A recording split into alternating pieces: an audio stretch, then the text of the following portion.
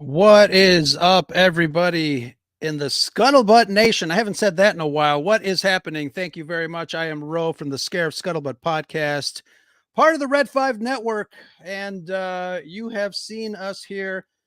Thank you, everybody in the chat. There seems to be a lot of people in the chat already to say hello.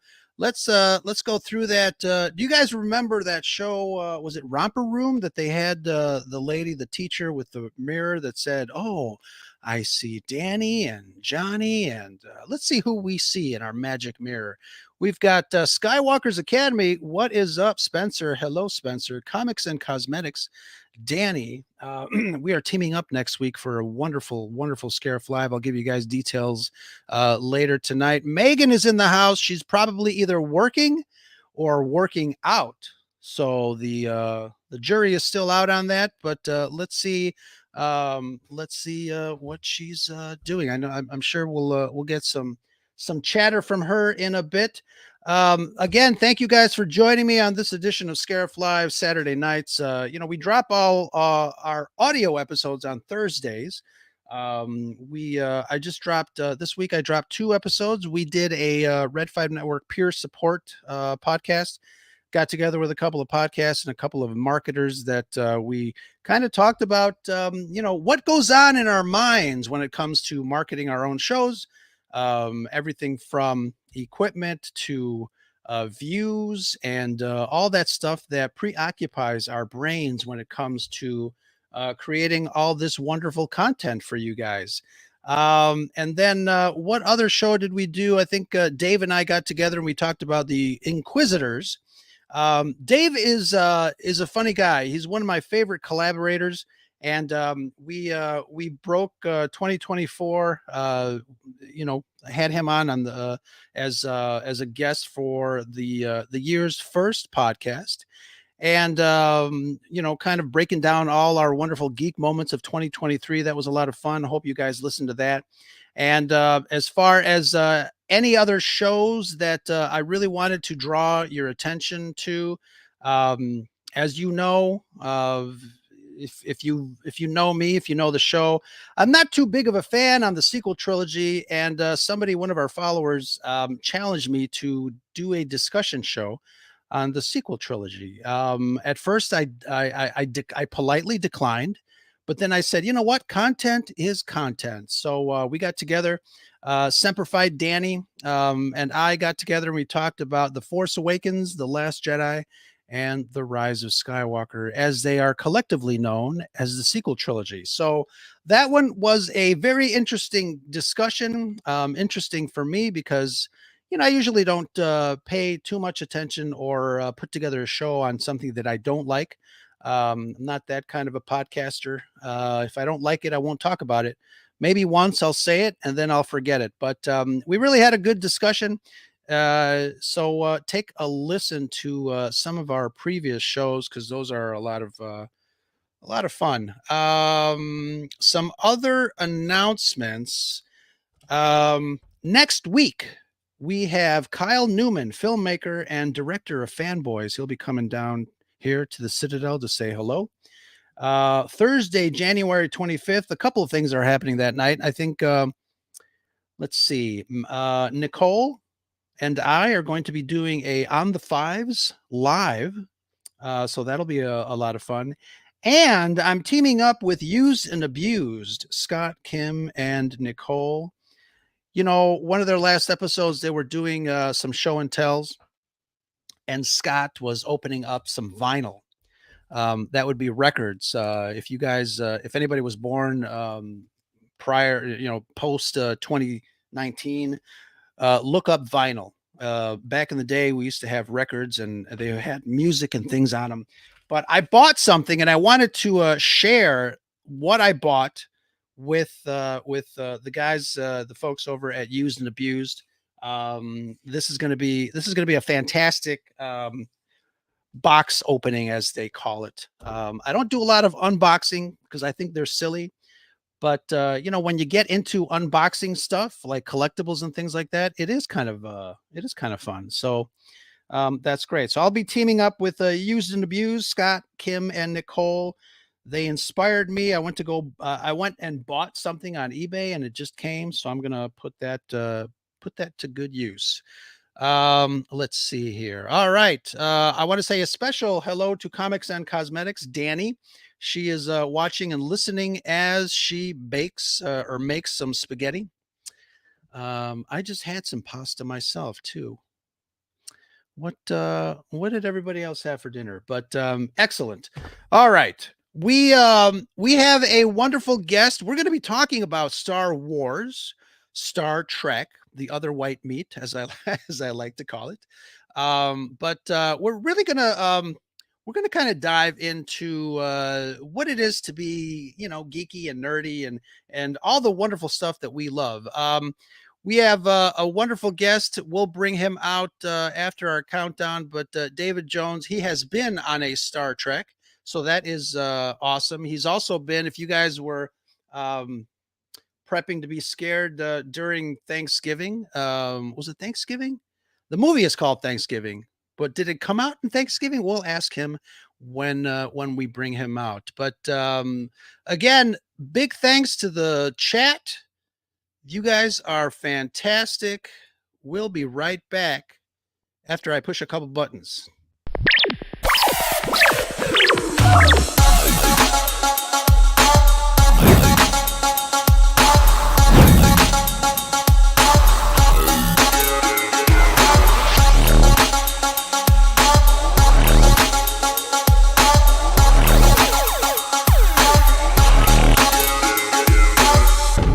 This station is now the ultimate power in the universe.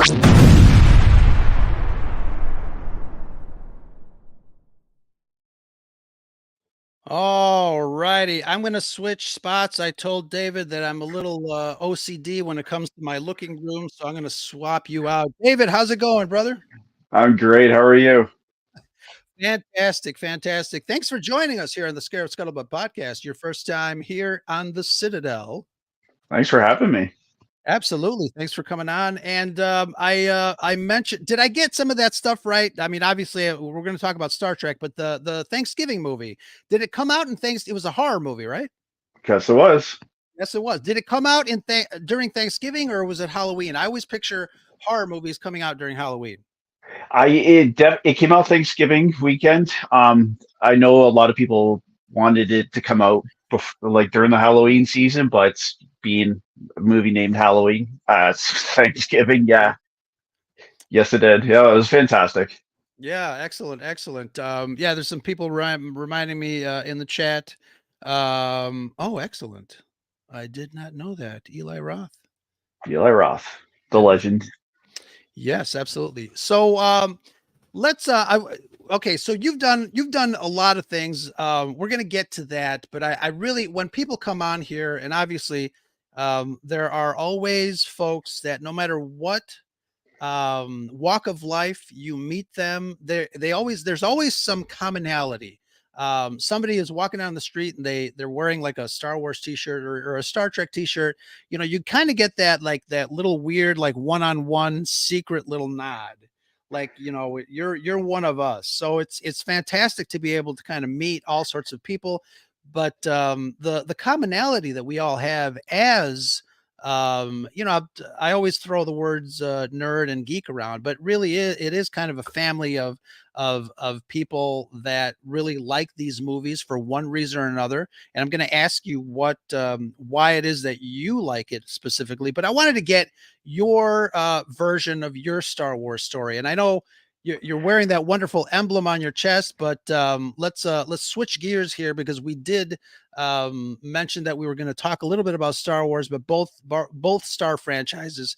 Give us a little 411 on your Star Wars story. So I think my first movie I saw in theaters, I believe it was The Phantom Menace, when it came out all those years ago. We were at a local, I think it was my uncle. He got me and my little cousin at the time free tickets to go see The Phantom Menace in theaters. You know, they had all the Taco Bell, McDonald's merchandise and stuff like that. To see that, I can't remember. So 99, I would have been 12, something like that. Seeing that movie on the big screen was mind blowing.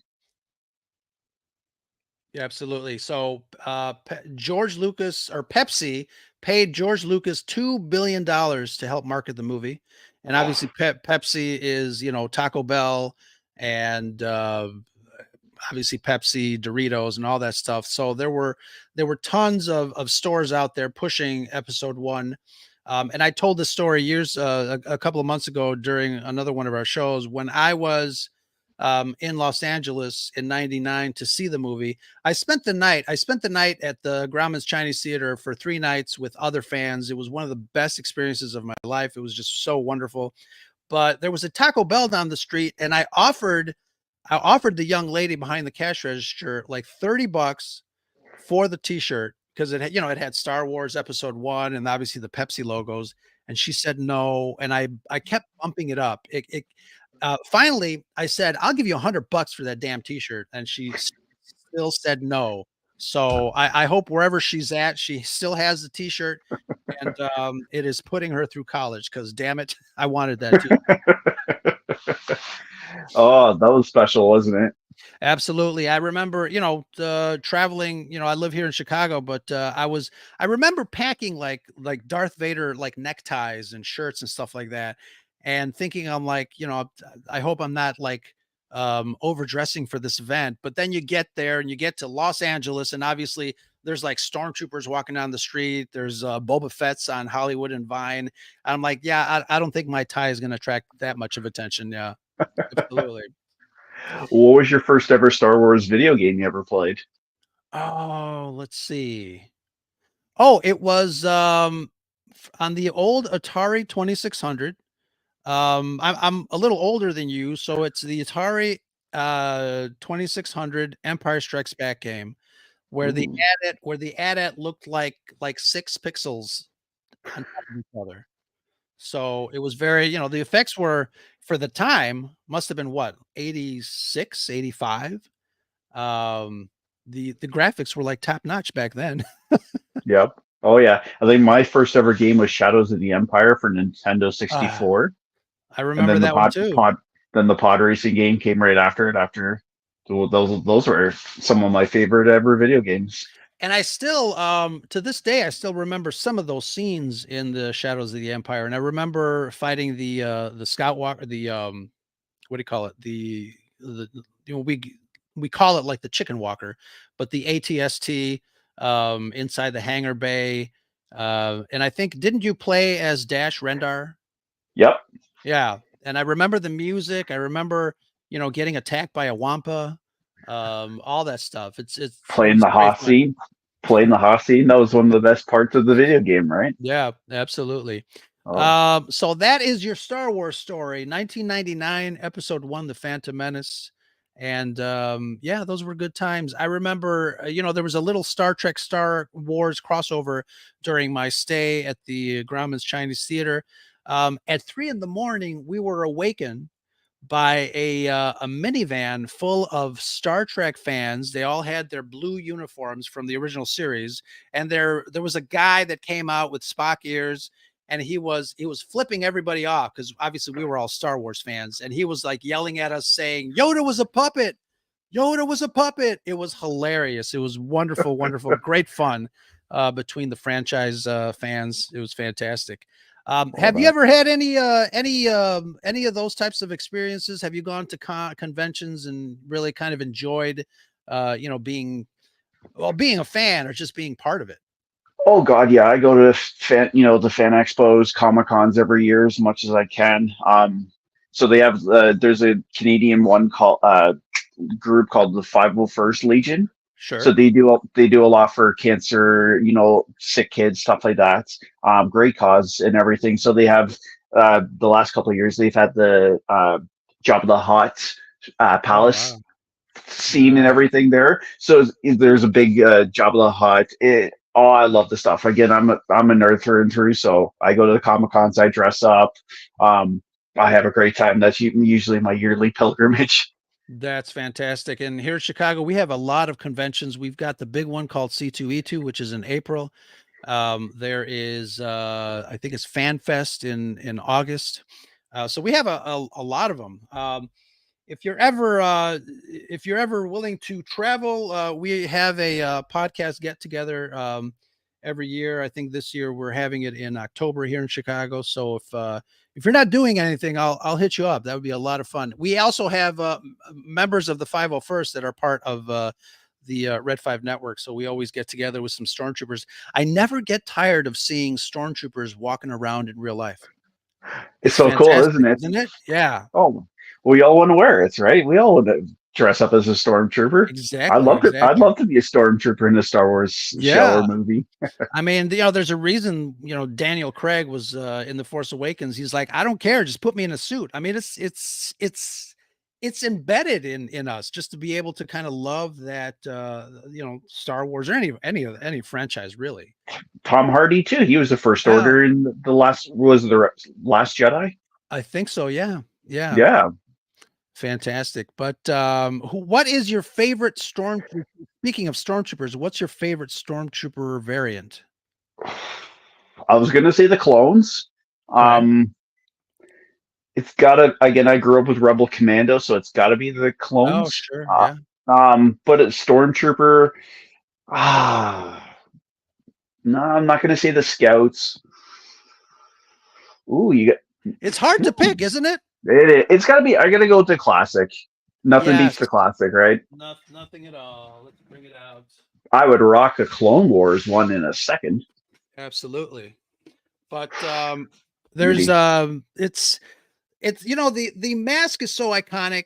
The Stormtrooper is such a wonderful design. I can't get enough of anything Imperial or Stormtrooper. Obviously, as you can see behind me, I've got a couple of masks, but it's just a few. But it stood the test of time, right? That was in the 70s. Yeah, it really did. It really did. All right, so let's switch gears and talk a little bit about your Star Trek story. And I know, like I said, we'll get into your appearance on a Star Trek, but tell us a little bit about your Star Trek story. So I've been a kid, I was a fan with, I dressed up as Darth Vader for Halloween, and I also was dressed up as Data from The Next Generation when I was a kid. My grandma made me a handmade Data costume and for The Next Generation many years ago. I think my first ever Star Trek movie I ever saw in live theater, I can't remember if I ever saw Generations, but I definitely remember First Contact. Okay. And that's really what got, again, like I said, I've been a nerd all my life, right? So both franchises I adore. Sure. I think that's what my first ever movie was ever seen in theaters. I think it was Star Trek First Contact. And that was nice. 97, I think. Was it 97? Yeah. Yeah, that's 96. Cool. What is it about Star Wars and Star Trek and maybe science fiction in general that is so attractive to kids like us growing up? What do you think it is? For Star Trek, it's got to be maybe what the future lies for humanity. It's always had that kind of story, right? For Star Wars, it's always Luke Skywalker holding his lightsaber, Darth Vader, R2D2. I'm not sure for Star Wars. It's always been, I'm not sure what it's always been the attraction. Maybe it's got to be the costumes that attracted so many people over the years because everyone was dressed enough from the premiere of A New Hope to, yeah. And it's funny though because it is a little different. People kind of equate science fiction and just kind of clump everything together: Star Wars, Star Trek, Stargate, whatever other star franchises out there. But it's interesting too because when you think about it, we always kind of separate Star Wars and Star Trek, where one is more science fiction than the other. One is a little bit more science fantasy. But there's so much love for both franchises. And I think one of the things that really intrigues our curiosity is different aspects from both franchises. You've got the real world science of Star Trek that has inspired a lot of people. Obviously, in both, social realms and career choices. There's a lot of, engineers and scientists that have gone on to say that they love their subject because of, science fiction and Star Trek. Mhm. And conversely, I can count myself as one of those people, one of those kids that really was fascinated by Industrial Light and Magic and the work that was done by the technicians behind the scenes to create and shoot and edit and do all the special effects for Star Wars. I became a camera person because of Star Wars.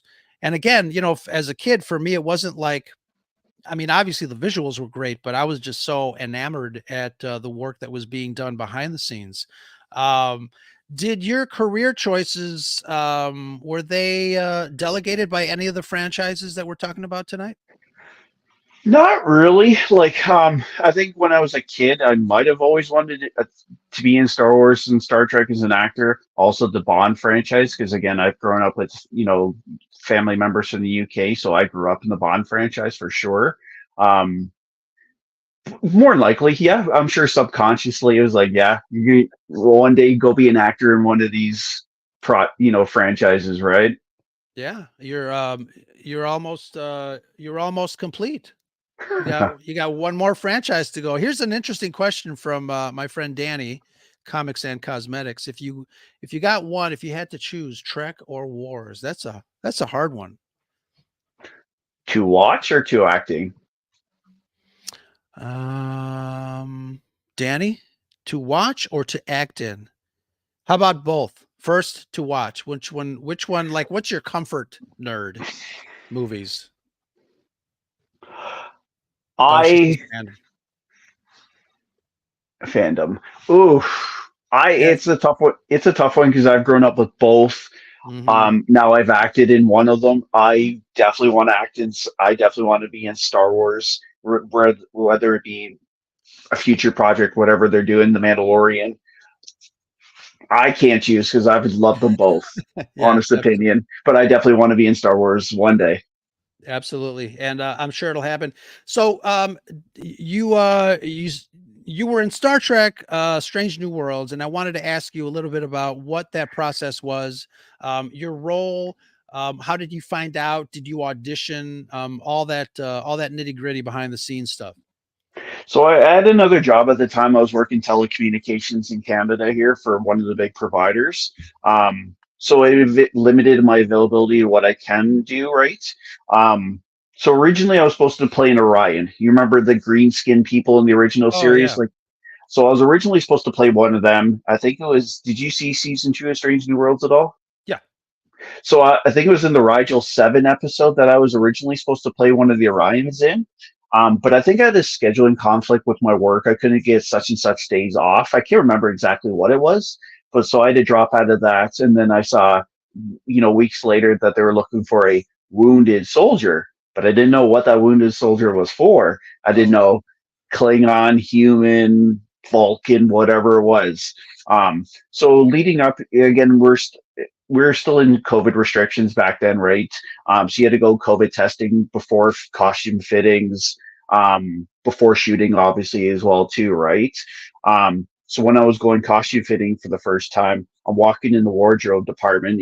There's all the different costumes all up on their hangers, all the signs saying, like admiral pins, captain pins, all that kind of stuff too. And here's just me nerding right out, right? You This must have been isn't going how crazy. Yeah, like I was nerding out. Like this isn't Halloween. This isn't some Comic Con. These are the real things, right? Right. Yeah. So the inner nerd in me was just going wild. My ADD was definitely kicking in that day. Um, and I was just in heaven's galore, right? Like this is legit. I'm finally here. So when I saw my costume, I'll admit this, I cried. Yeah. Um, my grandma made me that Star Trek outfit when I was a kid, and unfortunately, she Wow. passed away during those early months of COVID, so she never got to see me put on the real thing. So it made me that much more emotional as well too when I saw the passing USS Enterprise on my jacket. The Nice. nerd in me I just bawled. I'm like, oh my god, I'm finally here. Wow. That's awesome. And I'm sure she's looking down on you and saying, "My boy." That's excellent. Exactly. I hope so. Yeah. I hope she's That's proud. excellent. Excellent. I'm sure she is. Here's another great question from Megan. If you could live in either Trek or Wars, which one would you choose? Like which world, which universe would you choose? I would like to see Trek because I love to see what the future is for our humanity. You know, we've gone Yeah, through some dark times these last couple of years, and it's obviously what's going on now, right now in the world. So I'd like to see how hopefully humanity's sure.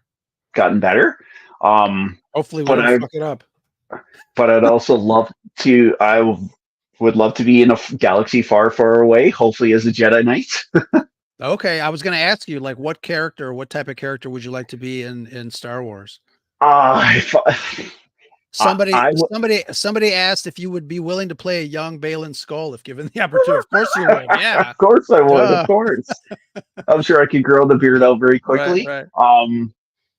Yeah, if I don't blame Tom Hardy and Daniel Craig for wanting to be a stormtrooper. I would as well too. But I think I'd have a soft spot for being. I want to hold a lightsaber. Yes. Yeah. That I think when you see the interviews of some of the other actors who have been in a Star Wars, especially the prequels, you've got Sam Jackson talking about the almost the spiritual moment that he felt when George gave him his lightsaber. You also have Hayden Christensen talking about that, and I can imagine because not only are you being thrust into this world that is Star Wars, but you're getting something that is officially part of the brand, something that is unequivocally Star Wars. You grew up making the sounds and fighting with dowel rods and sticks with your friends and pretending you're Jedi and Sith. So it's got to be an amazing feeling to be able to be in a Star Wars. Tell me a little bit about so once you put on that Star Trek outfit, you get on set. What is going through your mind? Tell me a little bit about what that process was like and who the people around you were. So like I said, I was nerding out. I'm walking on the set for the first day, and wearing the whole costumes. We're on that big AR wall screen now. Where the Mandalorian use for the green screen technology Mhm. now. So I saw that. I'm like, oh my god, this is I can finally see this in person. This is Yeah. really cool, but it's hot because it puts off a lot of heat, right? Oh wow. So we were on a Klingon planet for that episode. So it was cool seeing, all the boxes and gearboxes saying United Federation of Planets. It's like, I'm here. I finally fulfilled my childhood dream. Yeah. Um, it was so cool. Like, I'm walking on sets, and there's Clint Howard uh, Mm, on set as well too. I'm like, oh wow. my god! I said, is that Clint Howard? And they're like, I'm Yeah. like, oh, let's go, let's go. Which episode was it? What was the Under the name of it? Cloak of War. So it was season Okay. 2, episode 6. Under the Cloak of War. Okay. I mean, I've seen them all, and when I saw that episode, I didn't know you, so I'm like, oh, cool. So we're all gonna have to go back and rewatch that. But yeah, that's awesome. I think who directed that episode? Oh, what's his name? I always screw up his name. Uh Was it Jonathan Frakes? no, he did the next episode, unfortunately. Oh, okay. But I know Jeff some of Bird. the I think it was actors. Jeff Bird. Oh, okay. Yeah. All right. Because I know on my rewatch of Voyager, I mean you get a lot of the actors start to direct. I mean Gates McFadden was directing, LeVar Burton, obviously. I mentioned Jonathan Frakes. Even I can't remember the actor's name, Tom Paris. Yeah, He's the Robert character Duncan. name. Yep. Yeah, so he's been directing. So it's funny how a lot of the even in the original series you had Leonard Nimoy, obviously, and you had Shatner did a couple Shatner's of the was directing movies. a couple of them. Yep. So yeah, it's that old Hollywood adage, like all actors want to direct. Exactly. And speaking of which, if you got an opportunity to direct something, what would you direct? either, and it doesn't have to be in either of the franchises, but what kind of story would you love to helm? If I was ever a director, I would love to remake Silence of the Lambs, Oh wow. or definitely a horror movie. You know, like a Halloween. I love those franchises. I would love to do something like that. Excellent. Who would you cast as the two main actors? Hmm. If Hannibal, I would bring back Mads Mikkelsen. I think he did a great job in Hannibal. Yeah. And then what about Jodie Foster's character? Ooh. Good question. And I'll have to think on that one. Yeah. It's funny because I just started watching. She's in the new what's it, True Blood? True Crime? So, What's the yeah, name of True that? Crimes, I believe. Yeah. Something like that. Um, she's been a consistently great actress from the get-go. I remember her first project was Scott Baio was in it. They were all kids. Damn. Somebody in the chat remind me. But we want to say hello to Captain's Quadrant. Joe They're Dove. in the they're in the chat. Hello, Rural Farm Boy is in the chat. Thank you again. Let's see if any new people have showed up. I did say Skywalker's Academy is in the chat. I think he was Skywalker's Academy was the first one to say hello. Actually, second because you were the first. I remember like 6 days ago. Oh yeah, True Detective. That's the one. Excellent. So, do you have any upcoming projects, or actually some of your favorite projects that you're proud of that you would want to share with us? So recently, I was in Thanksgiving on the slasher Right. movie by Eli Roth. I played a Raymart security guard. Hmm. This just recently just came out of theaters. It's just gone on. I think it's on Apple TV now, Prime Video, Blu-ray and DVD. I think it comes out next week. So that's the most recent that's come out. That's I've like I said, I've grown up with the Halloween movies. I watch them Oh God, yeah. meticulously when the Fear Fest comes out on AMC. So that was special because I got to be my first horror movie that I got to be a part of. That's cool. That's cool. Yeah, I think some of the first horror movies that I grew up with were Halloween and Friday the 13th. Something cool about Michael Myers, man. Yeah, it was like we won't talk about Season of the Witch. Definitely not my Right. Yeah, favorite yeah. one. It But was a little even off the wall. Yeah. I enjoyed that first zombie movie.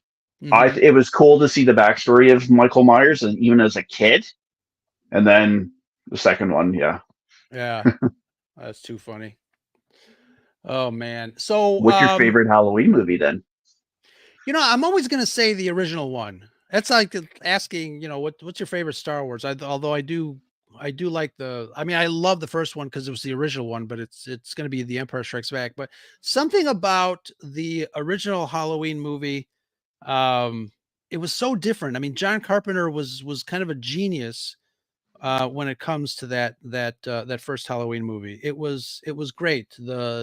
And he's one of those directors that like did it all. Like, okay, I'll direct, I'll shoot it myself, I'll do the music.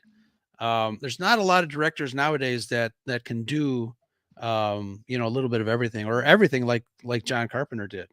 Hmm. Yeah. The sequel was good too. I Yeah. enjoyed Halloween too. Sure.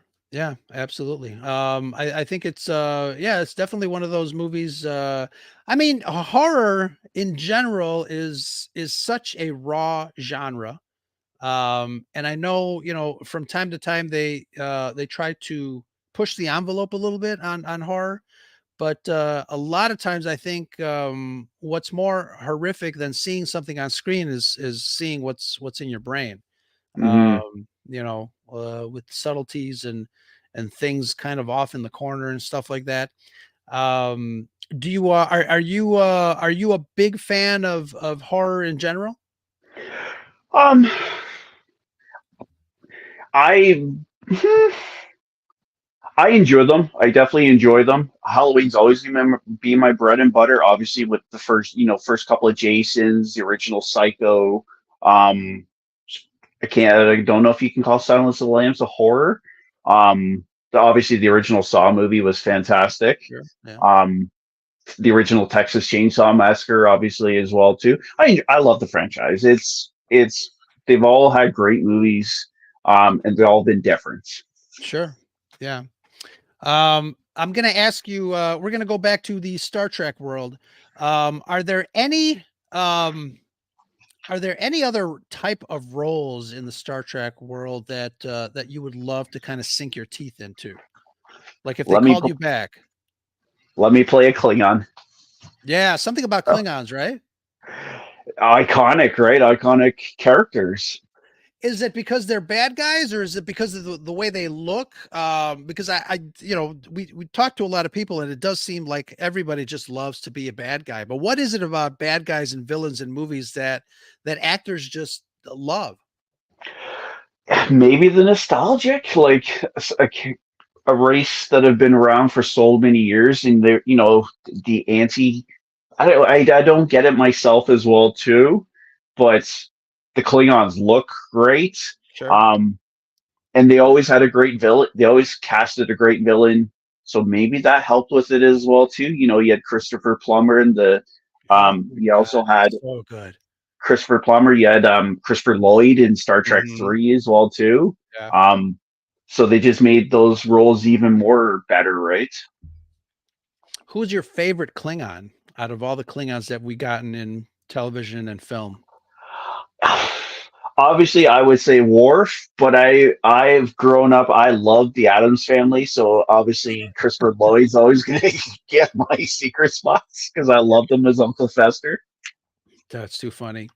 You mentioned Christopher Plummer in Undiscovered Country. He was so different, and I think it's because it was Christopher Plummer playing the role of a Klingon. Obviously, classically trained.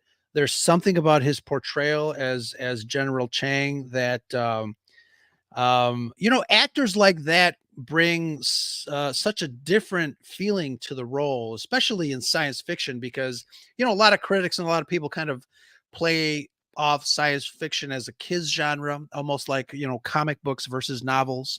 Hmm. We try not to discount the comic books like that, but we had Robert Redford in a Marvel movie. We've got Harrison Ford coming up in another Marvel movie, and I think slowly but surely these actors are kind of realizing that, oh, besides the fact that they make a boatload of money, but I think they are starting to realize that the stories are intricate, a little complex, and the characters are definitely complex. The characters in fantasy franchises are extremely complex because of the added layer of the science fiction and fantasy aspect. Hmm. Klingons obviously, um, for sure. We Let's see. Rural Farm Boy's got a nice question here. Let me pop that up. Any thoughts or opinions on the Borg? Oh, Iconic, yeah. iconic. What can you say about the Borg? They scared the hell out of me when I was Yeah. watching Star Trek First Contact all those years ago as a kid. Like that was seeing them coming out of the rooms and stuff. They were that movie just made them look so much more badass. Yeah, and watching it in, what was it, 1997, on television during the good old days of the United Paramount Network when they first appeared, during that summer hiatus when we get Riker, say that we've engaged the Borg, and then we had to wait 3 months to see the conclusion. That was phenomenal. Um, but yeah, why are bad guys so cool? I mean, they always dress them really cool, and they're just badasses. I think even now, one of our most downloaded episode is an episode called "The Legacy of the Bad Guy." People just love villains and stuff like that. What is it Hmm. about? What is it about villains that connect with us? What do you think it is? Everybody loves to be a bad guy, right? Wants to be a bad guy, right? Definitely like me, I grew up with the '89 Batman movie, seeing Jack Oh yeah, Nicholson as the Joker. Um, wonderful. one of the best performances we'll ever see, right? It's and look at the other performance we've had since. Um, I think they just set the bars all those years ago, and everybody wants to be that guy, right? Of course, we've Yeah. all grown up with them as kids. Yeah, and I think it's the fantasy aspect of it too. You know, we want to be bad and get away with it without obviously without hurting anybody, but I think it's fun to kind of let loose. Hmm. Especially in fantasy and in movies and stuff like that. I think that plays a lot into it. Here's another question from Jespata. Thank you very much for joining us. Which version of the Enterprise is your favorite? Ooh, that's a good one. Mm, it's got to be the Enterprise A, Captain Kirk's ship. Right. Um, TNG, obviously, the Enterprise D would be my get go because that was really the first Enterprise I remember as a kid. But The fat one? the fat one. But now that my jacket also had USS Enterprise, I've got to be a little bit more biased, obviously. Sure. Oh, did you get to keep your costume or did you get to keep anything from the set? No, the wardrobe people are very meticulous. 'Cause Yeah, I think even the boots that we were wearing, because the boots had the Starfleet logo on the bottoms. right. I think I saw recently they're going for like $800 for the boots, Wow. and they're giving those to extras. So yeah, definitely not. Wow. I That's wish. crazy. I wish they could have kept Y- my paycheck, and if I could have kept it. Yeah. I think yeah, that's funny. So you said you grew up with TNG, Yep. and what other Star Trek is part of your routine rewatch if you do a rewatch, but what other Star Trek is on your list there? The original series, I love the original Kirk movies as well too. No lie, I would give anything right now to put on those maroon Kirk era outfits. Hopefully, if Star Trek starts using those in the future, I'd love to wear those. That would be cool, Um, yeah. but definitely Deep Space Nine. Deep Space Nine was a great series as well too in Oh its yeah. own. Amazing, some of the best episodes we've had in the franchise are in that series. Yeah. How about Deep Space Nine. yourself? No, I love Deep Space Nine. I was on the set of Deep Space Nine back in the '90s, and they use a lot of forced perspective. It was the actual set was smaller than I thought, but they had removable walls that did a weird little forced perspective from the center. Hmm. Um, and it was really cool to see. Obviously, the removable walls to bring in cameras and camera crews on the promenade and on the two layers of the set. That's fantastic. I know Comics and Cosmetics is all excited because she loves Deep Space Nine and Captain Cisco. A little Bring bring man back the candy. Cisco.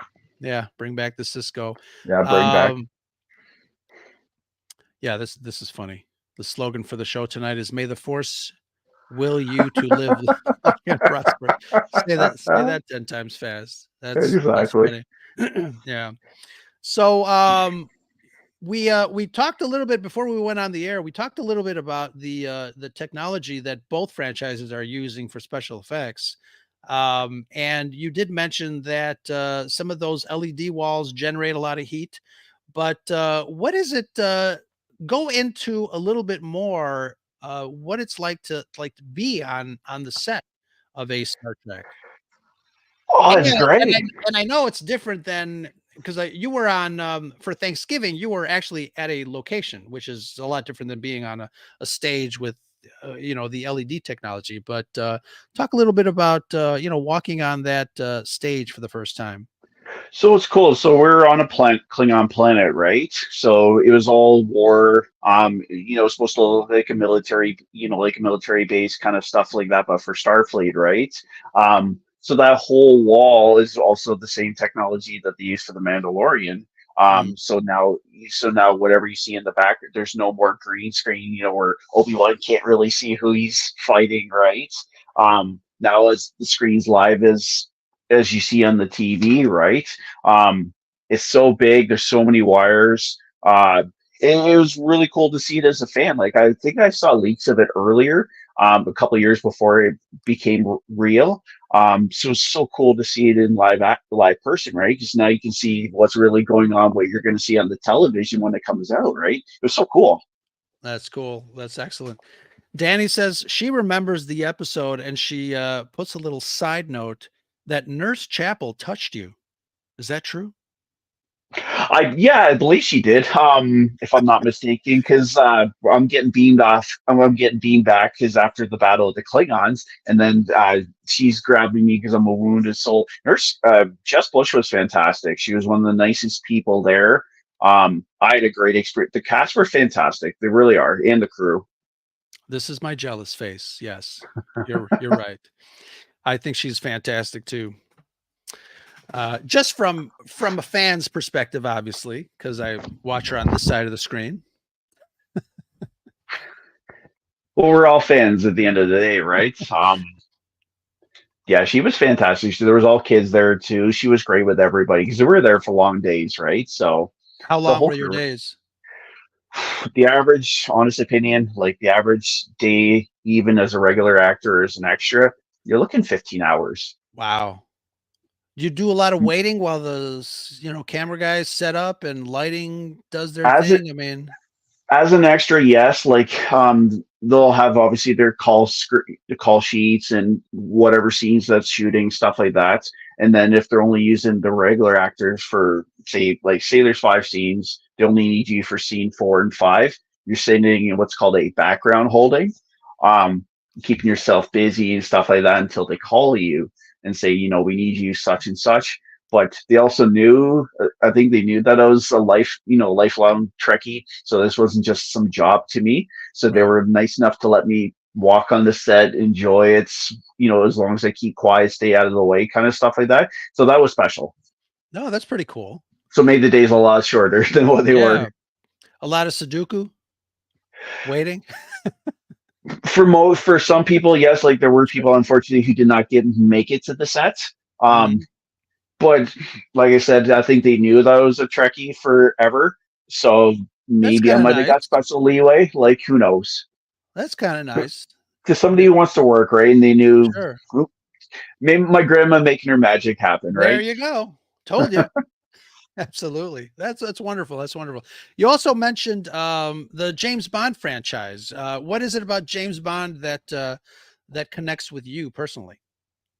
My family are all English born, so I've grown up watching the Bond franchise. My first obviously ever video game was GoldenEye in the N64. Nice. So it's just gone with me for the whole. And then obviously I got into modeling, so of course you want to look suave and dapper like James Bond, right? Sure. So it's just gone down the ways. Yeah. I'd love to be in the Bond. Who's your favorite Bond? It's got to be. Realistically, it's Daniel Craig. He's the most realistic Bond. Okay. But I'll always go back to Pierce Brosnan because of GoldenEye. GoldenEye got me into the franchise. That's pretty cool. It's funny. I mean, these are franchises that have been been around for a really long time, and we have been asking you like, what's your favorite this and what's your favorite that? And, I sense that some of those questions are hard because it's really hard to choose. We love what we love, and it's just fun to be a fan, but you're part of it now, and it's got to be 10 times more fun for you too, obviously walking around the set and being in that outfit and stuff like that. But it is fantastic to be able to kind of enjoy a little bit of everything. Yeah, exactly. Do you have any collectibles? Because I know a lot of when you're a fan of something, you start kind of amassing a collection of whatever it is that you have. What are some of your favorites or some of the stuff that you might have handy? I still have this from my original. I think I've had this since when I was so in that Star Trek photo of mine when I was a kid. I think this was in that photo, and I've collected it ever since. And then I have Spock dolls and stuff like that. I've recently. Does the phaser still work? It would if it had batteries in it, but it's probably but it was so cool. Yeah, I've Very had nice. this since what, 1996, 1995. Sure. Yeah, it's I not think I leaving. still. It's not leaving my. Yeah, it's collecting is interesting too because it connects with what we love, and obviously it's nostalgic, but there's so many memories that go into it. Like you said, you took some of your first pictures and stuff like that. Talk a little bit about your speaking of pictures. Talk a little bit about your modeling career. What have you been doing with modeling? So not as much ever since I got into acting now. Oh, okay. I sadly I just don't have the time. But I've done everything from like motorcycle photography to you know fashion photography, and then obviously cosplay because of all the comic cons and stuff like that. So I've had quite. That's actually what a lot of my friends suggested me to do in the first place. Take my passion for that I did, take it into the film industry because a lot of them said, you have to look. Why don't you try it in the film industry? Brad Pitt was an extra, Stallone was an extra. Maybe, right time, right place. Maybe you can be that next person. So I held off for years. I was always, yeah, maybe next year, next year, next Mhm. year kind of thing, right? And then I got my first experience working on Gotham Knights as my first acting job as a background Oh, that's cool. person. Yeah. So I think that gave me the little acting bug to keep going, and then it's just gotten better and better since. You said that you held off for a while. What stopped you really? My own laziness. Yeah, because I know a lot of people have this innate fear, like, I don't want to do it because what if I fail? I mean, a lot of there's some people that think that way. Obviously, laziness is kind of a thing too. I have a story where, I told you that I used to cut videos for Creation Entertainment, the fan videos, and I met Eric Stillwell. We talked about one of the best Star Trek episodes, Yesterday's Enterprise. He wrote that, so I met him. He had told me to send in some information to the line producer of TNG, Brad Yakovian, and this is when I was very young.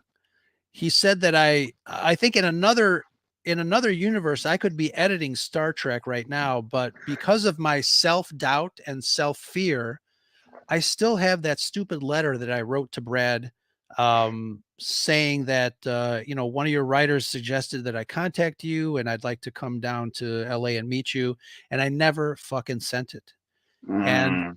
that's one of those things that like pisses me off. I mean, it's a learning experience. It's a life learning situation that I went through.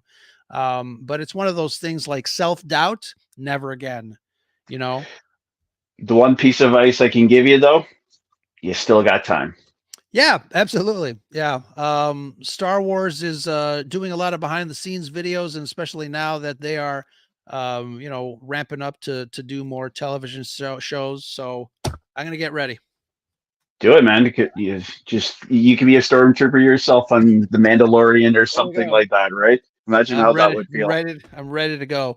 Um, but it is fantastic. I think being being someone that is interested in the the creative process, really, acting, or in my case, all the stuff behind the scenes. um I wouldn't trade that for the world. And I was in college, I was a bank teller, and it was the most boring ass job I've ever had. Yeah. Not to put down other bank tellers, because if you love it, you love it. I mean, sometimes it's, like for me, it was a paycheck.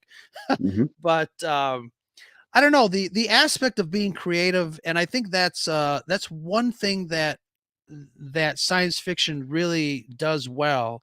It sparks your imagination. Yep. It brings you to a space in your own mind that frees you, uh, and it makes you think outside the box. I think science fiction and fantasy does that very well. Hmm. But yeah, it's fantastic for a lot of Look at people, everybody that look enjoys that franchise. Sorry. look what the original Beetlejuice movie did. Look at what that gave us, right? And now we got the sequel coming out in a Yeah, couple of months. sure, absolutely, absolutely. Any advice you would have for up and coming actors or models? What would you tell them that maybe you should have or would have told a younger you many years ago? Do it. Don't put it off. If you get rejected, you get rejected. That's life. Yeah, Um, just work your ass off. Have a good work ethic, because these directors and assistant directors, they notice that because they're watching you, sure. and then hopefully good things happen, right? Absolutely. In the immortal words of Emperor Palpatine, do it. Do it. Life is Absolutely. short. You got to enjoy it. Absolutely. Absolutely. David, this has been fantastic talking with you. Is there any other final words on anything that maybe I didn't ask you that you want people to know? There are things coming, unfortunately, that I cannot talk about right now. Right. Yeah. But stay on my social medias, because when they get announced, I will definitely be announcing it. And I hope everybody's enjoying this tonight. Don't forget to like and subscribe to the Scarif podcast. And I hope you all had a great time with us. Excellent. Thank you so much. I was going to ask you if you have anything coming up. I'm sure you do, and I'm sure that you can't talk about it, but absolutely. Why don't you remind folks in the chat where people can find you to say hello there? Find me on Twitter, X, whatever, Threads as well too. I believe it's actor Damon 86 official. Same on Instagram as well too. Check me out on Prime Video for Thanksgiving. Hopefully, I can go back for the sequel. Let's make it happen. Excellent. Excellent. Thank you so much. And a quick reminder, don't miss next week's Scarif Live. It is the 27th next week, isn't it? Yes. I think so. Yes. We will have Kyle Newman, filmmaker, director of Fanboys. He also had something to do with, I think he produced that documentary about the Star Wars Special Edition. So we'll be talking to him about that. That'll be a lot of fun. And again, I'm teaming up with another Red 5 podcast, Used and Abused. We're going to be doing a little unboxing of some cool stuff that I received. They inspired me. They bought, I think they bought an original Star Wars soundtrack on vinyl, which was quite a find. So I went on eBay and I bought something myself, and I wanted to share that with them and with all of you. And another quick reminder, Danny from Comics and Cosmetics has her nerdy news segment show out. Please look for her channel and subscribe. And then look for the rest of the Red 5 network over at bio.link/Red5. We've got YouTube channels. We've got podcasts. If you like talking nerdy stuff like we just did right now with David, head on over there and check out the rest of the Red 5 network. David, thank you so much for joining me tonight. I hope you had fun discussing some cool nerdy stuff. And you have an open invite whenever you want to talk nerdy stuff, or if you're if you want to talk about some of the new projects that you're involved, we'd love to have you. I'll be DMing you. We'll be chit-chatting a lot. Absolutely. Thank you very much. And I'm going to be dropping this episode in the audio feeds as well for next Thursday. So please subscribe and follow and hit the thumbs up. Until next time, this is Ro from the Scarif Scuttlebutt podcast. Talk to you guys later. And that's the Scuttlebutt. Live long and may the force prosper with you.